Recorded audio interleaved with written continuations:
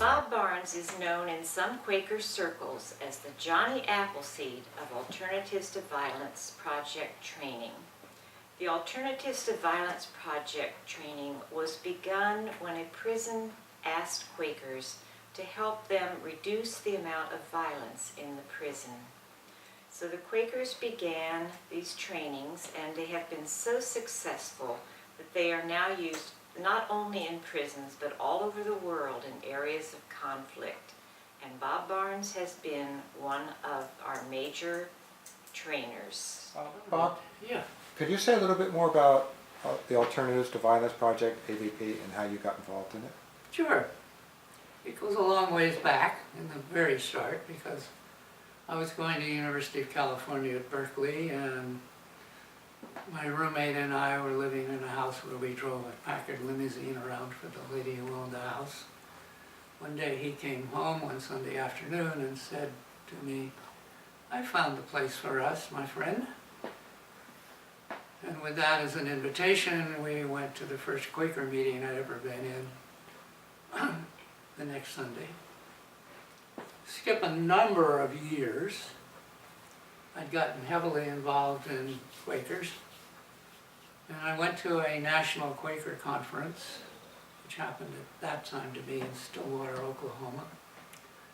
We had a choice of workshops to go to, and I chose the Alternatives to Violence more because I'd kind of heard about it and because none of the other choices appealed to me at all. So I went to that. It was 5 days long, just a little under 3 hours each day. I had no idea what it was all about. The title sounded kind of quirky to me. Well, it wasn't quirky at all. By the end of the second day, I didn't know much about it. I didn't understand it, but I knew for certain I wanted more. I wanted lots more of AVP. I've been wanting lots more ever since. Can you say in a couple sentences, describe to somebody what AVP is who knows nothing about it? Yes, it's called the Alternatives to Violence Project, and it helps people look inside themselves with a different light than they usually do and recognize that wherever you've come from, whatever you've done, you have the resources within you to resolve conflicts in a peaceful manner. And in the workshops we practice various kinds of things, building community, learning how to communicate better, learning how to work with each other on a cooperative level. These are all the bases for what the alternatives to violence are.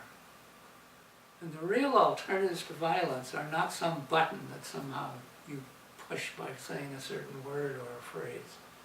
It's in the choices that you make and the way in which you're relating to the situation. Where are some places AVP has been used? Oh, well, I've done several hundred of these workshops, and it's been spread out in various kinds of communities, sometimes in churches, sometimes in youth groups, sometimes in groups that have come together because somebody's put a flyer out on the set of bulletin boards. It's actually started in prisons. It started at Greenhaven Prison in 1975, and has now, I've been in 21 prisons, both in the U.S. and in other countries. We're spread around the world. We have international conferences every couple of years. There's one in Ireland this year, which after I've done to several, I'm not going to attend that one. So we're all over. About half of the workshops I've done have been in prisons. Some of them you've heard of, like Folsom and San Quentin, which I have found enormously fulfilling to be in, because this is the kind of place where these are people who've just been thrown out of our society. And we accept them for human beings who have some good inside them somewhere, and we will speak to that good. And now we're hoping to that AVP might have an impact here in Fayetteville, North Carolina, home of Fort Bragg. We want to thank you for the support you've given us here at Quaker House to bring AVP to Fayetteville and Fort Bragg, the base, and those who are dealing with violence and the aftermath of war. You're very welcome, very welcome. Let me tell you another story. We're on or off? Still on. Okay. I was doing a workshop, an AVP workshop, at a prison called Sierra Conservation Center in California. I was there with my partner, who is also an AVP facilitator, and we were with several inmate facilitators. It was a break. I had left the group while my partner was there talking with these inmate facilitators about, what we're going to do next and stuff like that. And there was some guy I kind of put my eye on, and he was down at the other end of this room, which was too long and narrow to be ideal as a classroom for our purposes. And I was talking to him, and I knew that my partner and the others were talking. And then one of these inmate facilitators broke loose from there, came down to me, threw his arms around me, and kept saying, and was saying, "I'm sorry, oh, Bob, I'm sorry, I'm so sorry." I had no idea what he was talking about, not the slightest. I thought that he thought he'd done something wrong, and I knew of it, and it wasn't that at all. The story was this. This is secondhand, but it's told me by the participants.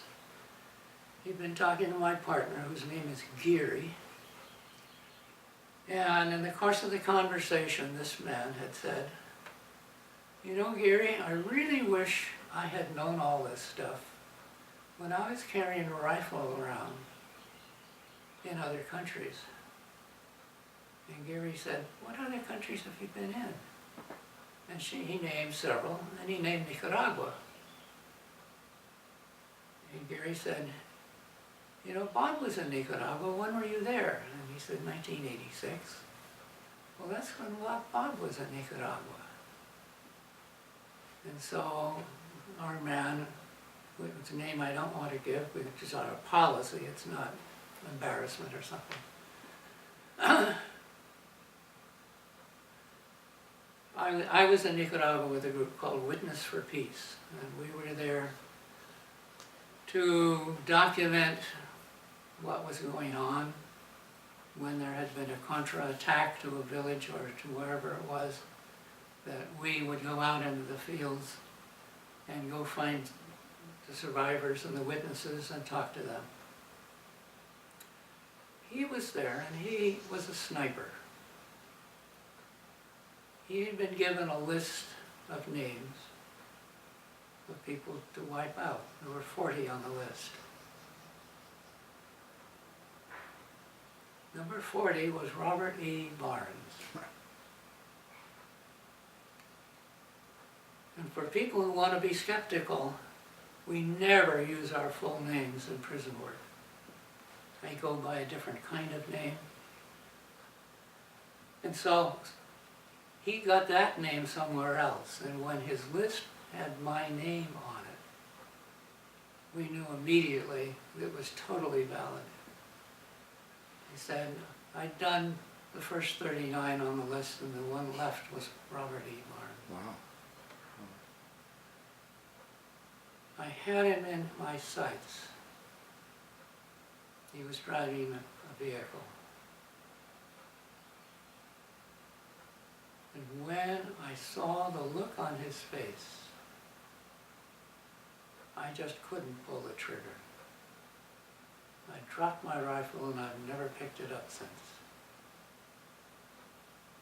And here I am, 20 years later, in a prison, in California.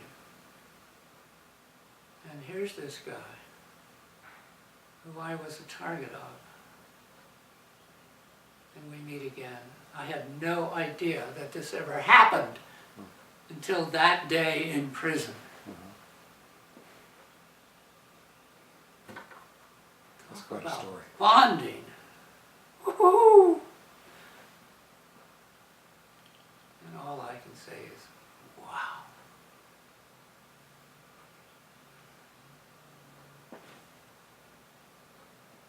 Here you are.